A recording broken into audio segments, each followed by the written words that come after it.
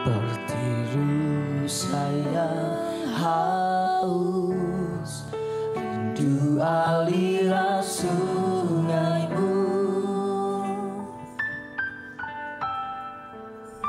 Hatiku tak tahan menunggumu.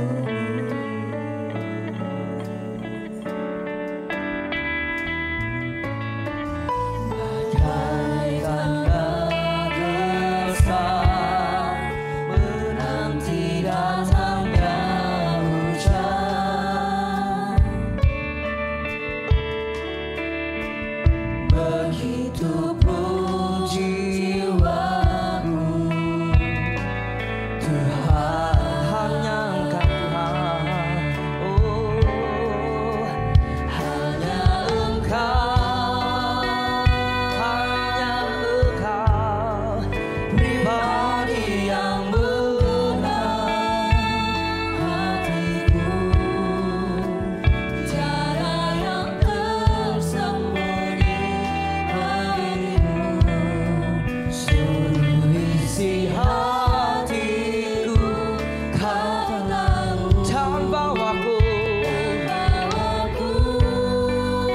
tanpa waktu, untuk lebih dekat lagi padamu, tinggal dalam indahnya dekapan kasih-Mu, menyatakan oh, hanya Engkau, pribadi yang mengenal hatiku. Tiada yang tersembunyi bagimu, seluruh isi hatiku dan bawa kami Tuhan. Tanpa waktu untuk lebih dekat lagi padamu, tinggal dalam indahnya dekapan kasih-Mu. Hanya nama-Mu Tuhan, oh, hanya Engkau, pribadi yang mengenal hati kami. Tiada yang tersembunyi bagimu, seluruh hati kami. Isi hatiku Kau tanpa waktu, tanpa waktu, untuk lebih dekat lagi padamu, tinggal dalam indahnya dekapan kasih-Mu, tinggal dalam indahnya, tinggal dalam indahnya dekapan kasih-Mu. Katakan tinggal dalam indahnya, oh, tinggal dalam indahnya dekapan kasih-Mu. Oh, sembah Dia, tinggal dalam-Mu Tuhan. Oh, tinggal bersama dengan Engkau. Rasa syukur kami Tuhan terhadap-Mu. Haleluya. Shikira bapa ya dalam ayamu, shikira bapa ya dalam ayamase. Haleluya. Urapa sikina dalam ayamana yamu, shikira la bapa.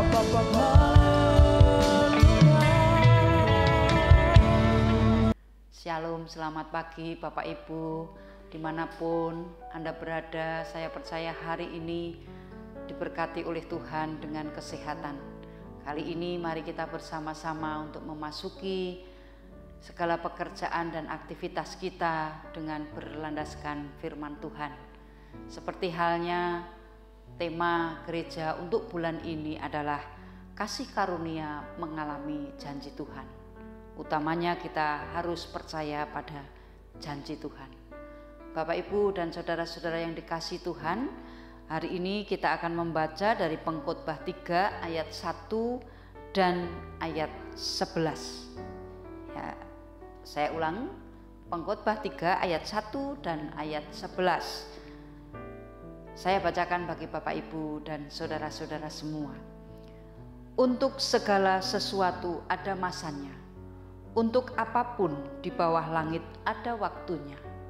Kemudian yang ayat 11, ia membuat segala sesuatu indah pada waktunya, bahkan ia memberikan kekekalan dalam hati mereka. Tetapi manusia tidak dapat menyelami pekerjaan yang dilakukan Allah dari awal sampai dengan akhir. Bapak, Ibu, dan saudara-saudara yang dikasihi Tuhan, setiap kita pasti mengalami yang namanya janji Tuhan. Banyak hal yang Tuhan janjikan di dalam hidup kita, dan masa penggenapan itulah yang terkadang menjadikan setiap kita memiliki waktu yang berbeda. Ada yang waktunya cepat ataupun ada yang lambat. Yang perlu kita yakini bahwa janji Tuhan itu adalah ya dan amin. Itu yang harus kita yakini. Kemudian saat kita menantikan janji Tuhan, akan ada yang namanya masa yang harus kita lakukan. Banyak kemungkinan bisa terjadi setiap kita menunggu janji tersebut. Ada yang namanya masa penantian. Ada juga dengan namanya kesabaran. Bahkan juga ada yang namanya masa di padang gurun. Nah, semua itu akan kita rasakan dan kita harus menunggu waktu janji Tuhan itu ditepati. Mungkin banyak manusia atau orang atau kita juga tidak suka dengan kata-kata yang namanya sebuah saat menunggu, di mana kita ini adalah lelah di dalam menunggu sesuatu yang kita harapkan. Dan kadang di saat-saat menunggu itu menjadikan semangat kita kendor, bahkan putus pengharapan. Bapak, Ibu, kalau masa-masa di mana kita ini masa itu ada di dalam masa menunggu atau masa penantian itu, bisa membuat suasana kita ini menjadi tidak sabar, bahkan sampai membawa seperti yang saya katakan putus pengharapan. Itu adalah di dalam masa-masa yang cukup rawan, di mana kita harus menjaga hati kita supaya kita ini tidak lengah, mudah putus asa di dalam menunggu janji Tuhan. Bukan berarti kita ini diam, tidak melakukan sesuatu hal apapun. Seperti yang tertulis di dalam Mazmur 25 ayat yang ke-10. Segala jalan Tuhan adalah kasih setia dan kebenaran bagi orang yang berpegang pada perjanjiannya dan peringatan-peringatannya. Ketika kita masuk di dalam masa penantian, atau bahkan di dalam masa di padang gurun sekalipun, apa yang harus kita lakukan? Kita tetap meminta yang namanya pimpinan Roh Kudus agar kita dapat melakukan bagian yang harus kita lakukan. Tidak hanya sekedar tinggal diam menanti, menunggu apa yang disebut penggenapan janji Tuhan, tetapi kita harus melakukan bagian kita. Di dalam Mazmur tadi adalah di situ segala jalan Tuhan adalah kasih setia dan kebenaran bagi orang yang berpegang pada perjanjiannya dan peringatan-peringatannya. Di situ ada kasih setia dan kebenaran. Berarti kita harus mengerjakan segala sesuatu bagian kita dengan kasih setia yang berdasarkan kebenaran, di mana kita harus melakukan bagian yang harus kita lakukan di dalam kehidupan kita. Kita harus setia dan benar di saat kita menunggu janji Tuhan tersebut. Nah, kadang memang di saat ada atau berada di dalam masa padang gurun, kita ini dibawa di dalam masa-masa yang sulit, masa-masa yang rawan, tetapi kita ingat setia di dalam perjanjian, setia di dalam memegang janji Tuhan. Dan sudah saya katakan bahwa janji Tuhan adalah ya dan amin. Pasti ada penggenapan. Hanya waktunya itulah yang harus kita tunggu, di mana Tuhan itu akan memberikan segala sesuatu tepat pada waktunya. Waktu Tuhan bukanlah waktu kita.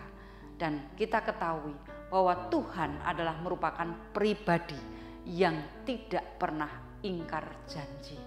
Tuhan adalah pribadi yang setia. Maka ketika kita ini menantikan sebuah janji Tuhan, kita harus lakukan dengan setia. Hal ini sudah Tuhan buktikan.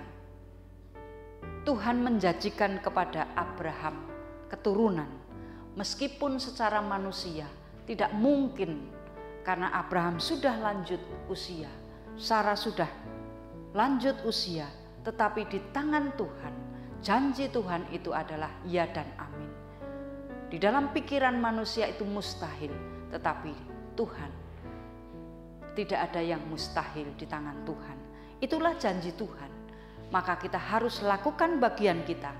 Terkadang kita perlu juga untuk menutup mata dan telinga terhadap suara-suara yang ada di sekitar kita, sehingga di dalam masa penantian janji Tuhan itu menyerang di dalam kehidupan iman kita. Maka kita harus tetap fokus pada janji Tuhan yang sudah diberikan kepada hidup kita. Tugas kita adalah fokus di dalam kesetiaan, di dalam penantian sebuah janji Tuhan di dalam hidup kita. Bagaimana kita bisa mendengar apakah janji Tuhan itu akan diberikan kepada kita? Nah, ini adalah berkaitan dengan relasi atau hubungan, bagaimana kedekatan kita kepada Tuhan di dalam mengenal atau mengerti akan janjinya, janji Tuhan di dalam kehidupan kita. Tuhan senantiasa berjanji di dalam masa-masa kesulitan, masa-masa ketidakpastian. Tuhan tetap iring langkah kita, karena Tuhan memiliki atau memberikan kita adalah yang namanya kasih karunia. Tuhan itu menjaga tetap di dalam hidup kita ada sebuah pengharapan akan janji Tuhan.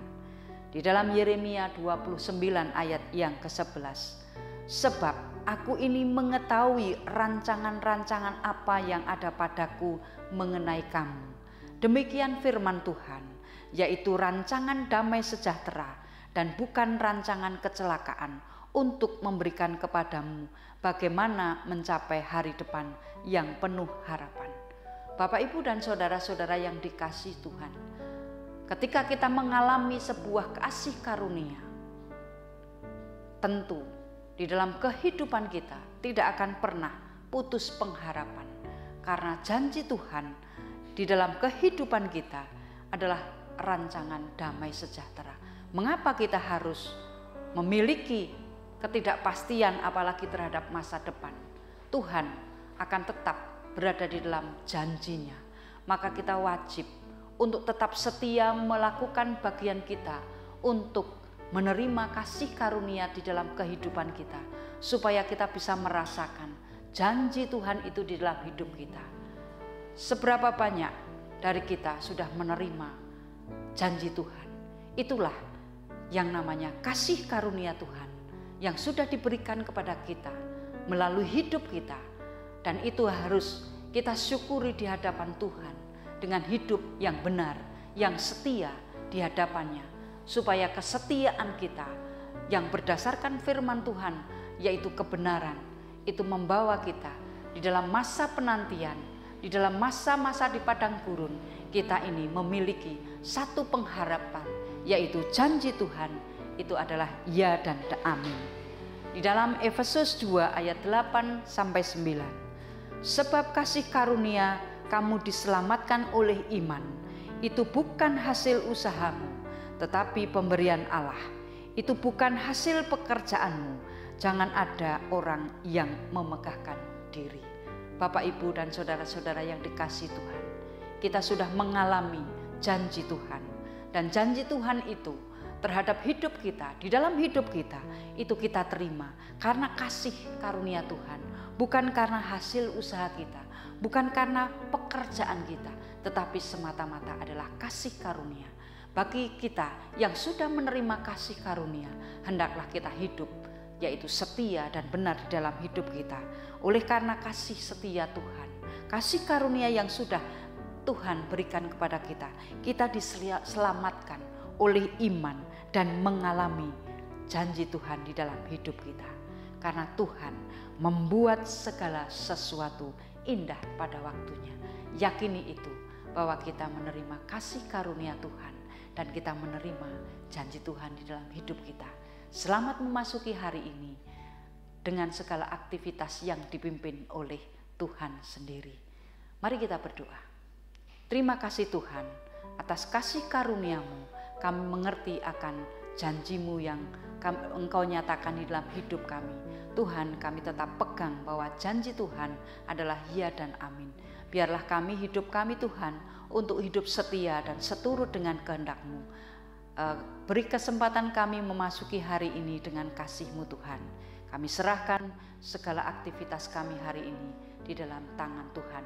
Dan kami percaya rancangan-Mu adalah rancangan yang terindah di dalam kehidupan kami. Di dalam nama Tuhan Yesus kami berdoa dan mengucap syukur. Haleluya. Amin.